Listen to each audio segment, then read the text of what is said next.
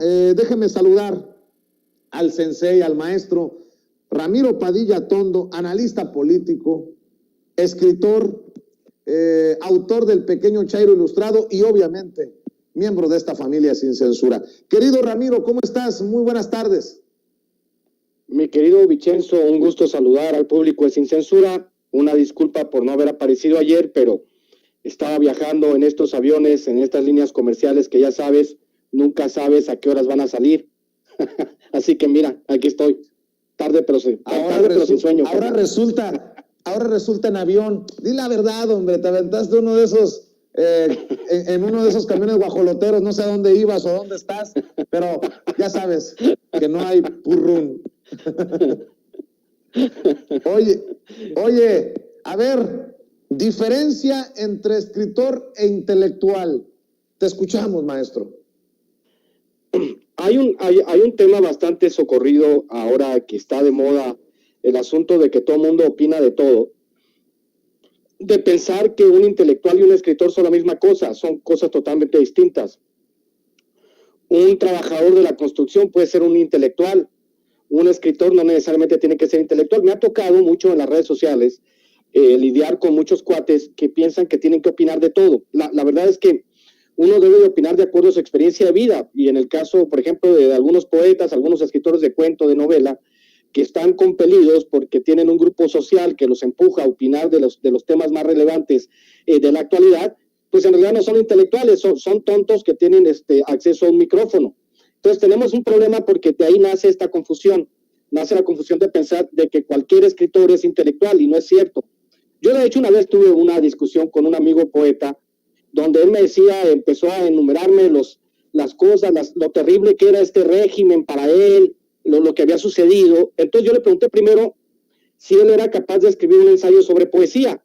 Pues el cuate se me quedó mirando y me dijo que no. Entonces le digo, si tú eres incapaz de escribir un ensayo sobre poesía, sobre tu esfera de experiencia, pues eres aún más incapaz de saber qué es lo que está pasando en realidad con los elementos de análisis que tienes.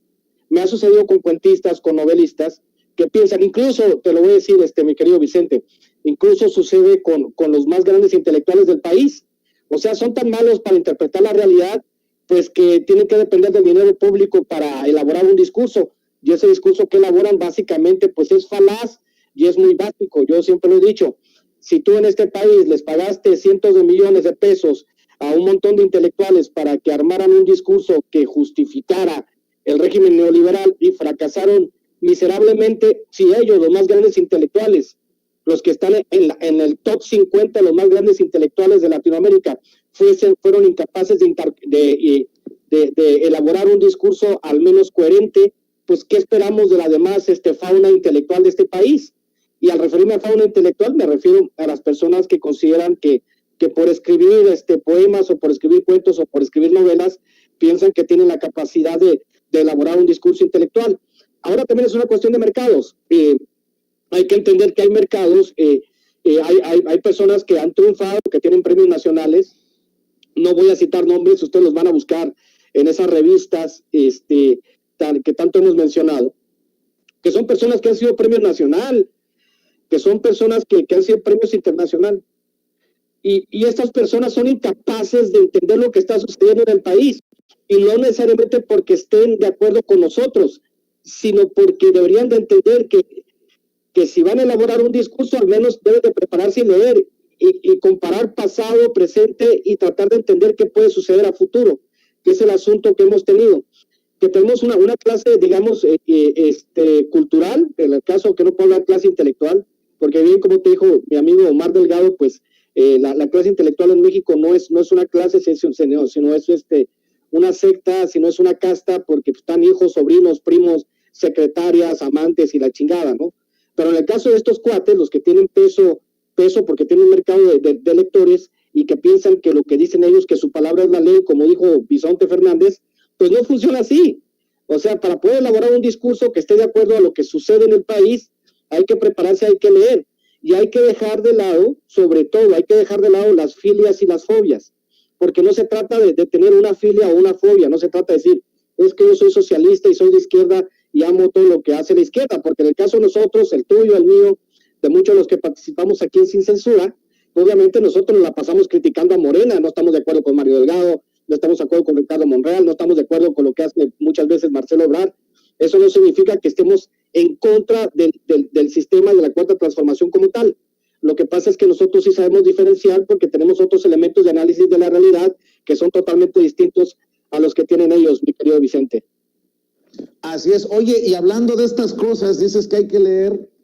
Me sorprende que haya personas que se opongan a los 21 títulos que van a regalar en este 2021 desde el Fondo de Cultura Económica que dirige Paco Ignacio Taibo II, mi querido maestro Ramiro Padilla Tondo. De hecho, la esposa del presidente, la doctora Beatriz Gutiérrez Müller, parece que asumió este proyecto como propio, lo tomó personal, y la veo que en redes sociales anda con todo. Beatriz Gutiérrez Müller promoviendo el 21 para el 21, esta selección editada por el Fondo de Cultura Económica que se suma a la Estrategia Nacional de Lectura. La colección abarca títulos novelísticos, históricos, poéticos y ensayos, los cuales se están distribuyendo en el país a bibliotecas, escuelas, círculos de lectores y más. Lo mejor de lo mejor, dice, de nuestra literatura. Un país con lectores, de lectores, es crítico, imaginativo, preguntón, exigente y no acepta gato por liebre. Nunca es tarde para comenzar a leer y hacernos el hábito, dice Beatriz Gutiérrez Müller. Y yo, pues no tengo más que, otra cosa que decir más que suscribo, Ramiro, pero me llama mucho la atención que en redes sociales se soltaron con otra campaña, no sé si de trolls o bots, pero tratando de cuestionar que se regalen libros en nuestro país, en donde vaya que si se necesita fomentar la lectura, no tenemos los grandes niveles de lectura que hay en otros países, y andan hasta cuestionando que el dinero de todos los mexicanos se use para promover la lectura. Me tiro por la ventana, cabrón, que haya gente que con esa narrativa vaya por la vida. Mira, el asunto con estos cuates es que deben de entender si, por ejemplo, los 150 millones de pesos que le dieron a Krause, porque también hay que entender, antes del 2018, más del 80% del nuevo acervo cultural de las bibliotecas eran esas dos revistas, Nexos y Letras Libres. O sea, una biblioteca, en vez de comprar libros que promovieran las nuevas lecturas, que le diera a los lectores de las bibliotecas nuevas oportunidades de leer cosas distintas, pues se lo gastaban en Letras Libres y en Nexos, por eso se le metieron 150 millones de pesos. ¿Qué harías tú? Imagínate, si Paco Ignacio Taibo, con esta austeridad que estamos viviendo, está haciendo maravillas y va a distribuir 21 títulos nuevos, imagínate qué pasaría si tuviese el Fondo de Cultura Económica el presupuesto que le daban a estas revistas. O sea, es de risa que estén criticando que querramos que la cultura se acerque a todas las capas de la población. Al final de cuentas de eso se trata. El Fondo de Cultura Económica era un elefante blanco que nomás servía a los intereses de unos cuantos. Ahora, si tú te preguntas, porque yo tengo amigos trabajando en el Fondo de Cultura Económica, ¿cómo han sufrido para integrar, siquiera para regalar los libros, porque no se lo permiten? O sea, las mismas mafias culturales están tratando de sabotear todo lo que sucede en este país. O sea, porque es que cambiamos de régimen, pero no de funcionarios culturales, y siguen algunas mafias ahí. Lo vimos con el caso de los agregados culturales, lo hemos visto en algunos casos con algunos distribuidores del Fondo de Cultura Económica que mis cuates pues, están sufriendo para repartir los títulos que son gratis o que están a muy bajo costo. Pero el esfuerzo que está haciendo Paco Ignacio Taibo y todo su equipo, pues hay que quitarse el sombrero y hacerle caravanas. Y esto es solo el inicio, que le den oportunidad de tener el presupuesto, que voltee el presidente y le diga, ¿sabes qué? El Fondo de Cultura Económica lo vamos a apuntalar. Y por eso están tan encabronados, mi querido Vicente. O sea, ¿cómo le vas a dar a unas revistas privadas que se usan para boicotear al gobierno, en vez de dárselo al Fondo de Cultura Económica? Porque tú lo dices, si creamos un país de lectores donde todos tengan acceso a una cultura accesible, barata, pues lógicamente esos cuates no tienen manera de regresar. Entonces yo felicito mucho las labores, estos 21 títulos que me parece que son geniales, que poco a poco los iremos descubriendo. No los he visto todavía los títulos, pero si los escogió Paco Ignacio Taibo y su equipo, me imagino, como él tiene muy buen gusto y él sabe de qué se trata el asunto, pues me imagino que son geniales, mi querido Vicente. Escuchamos algunas de estas declaraciones de Paco Ignacio en la mañanera, si te parece, y las comentamos para cerrar Ramiro, venga, Ceci. Bien, la colección era 21, pero el 21 nació hace unos meses dentro de lo que llamamos la estrategia de una república de lectores. La idea era producir una gran colección en términos de títulos y de ejemplares que nos permitiera una distribución masiva a lo largo y ancho del país. Al final optamos por 21 títulos tras largas discusiones en el Consejo Editorial del Fondo de Cultura, y tuvimos algunos problemas. En algunos casos, algunos libros que nos interesaba que salieran en esta colección, o las agencias literarias o los herederos no estaban a favor de que sus autores tuvieran una distribución gratuita. En otros las contradicciones eran más complicadas todavía, y mientras que los herederos decían sí, las agencias literarias decían no. El hecho es que fue depurándose una lista a partir de lo que había en el Fondo de Cultura, a partir de conversaciones con autores, que recogiera libros post-independencia, o sea, a partir de la independencia hasta mediados del siglo XX. Esta colección, que voy a presentarles en unos instantes, consiste en, como les decía, 21 títulos de 100,000 ejemplares cada uno. Fue financiada por el Instituto que le devuelva al pueblo lo robado. Costó alrededor de 45 millones de pesos, que cubre costos de impresión, derechos de autor que se le pagaron a los herederos o los autores, y un micro costo de distribución mínimo. Ahí está el meollo del asunto, Ramiro. Por eso se encabronan algunos, porque salió del instituto para devolverle al pueblo lo robado. ¿Cómo le vas a regresar al pueblo lo robado? Pensarán muchos de estos que sienten nostalgia por la dictadura perfecta, y aparte les vas a generar conciencia con la lectura. Yo creo que no hay lucha más noble que esa, de promover la lectura en el pueblo o con el pueblo, y digo, tú eres de alguna manera también ejemplo de eso. ¿De qué vives? Pues de los libros que vendes, literal, uno por uno. ¿Y cuántas veces lo has dicho aquí y lo dices con mucho orgullo? Y todavía hay personas que no entienden de lo importante de la lectura. Ya no digo abajo, sino los que se hacen pendejos, que nos quieren hacer ver que no entienden, pero sí entienden, porque les da miedo que los de abajo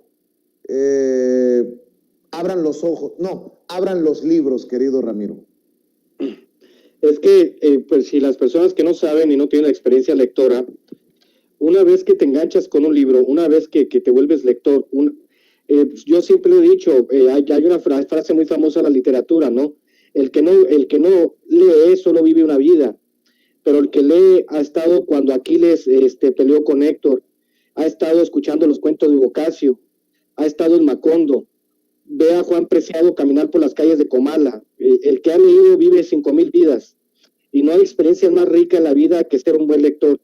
Ahora, México tiene una tradición intelectual, una tradición literaria más que intelectual, porque acabamos de hablar que en lo intelectual nomás no andamos valiendo madre, pero en lo cultural tenemos una tradición muy bonita, lo decía Ricardo Sevilla. Hay que rescatar a Elena Garro, hay que rescatar a Rosario Castellanos, hay que rescatar a todos aquellos escritores. Agustín Yáñez, que es un escritor del tamaño de Juan Rulfo, pero que nadie pela, por ejemplo, ¿no? Por el asunto de las mafias culturales o por el asunto que no les interesa.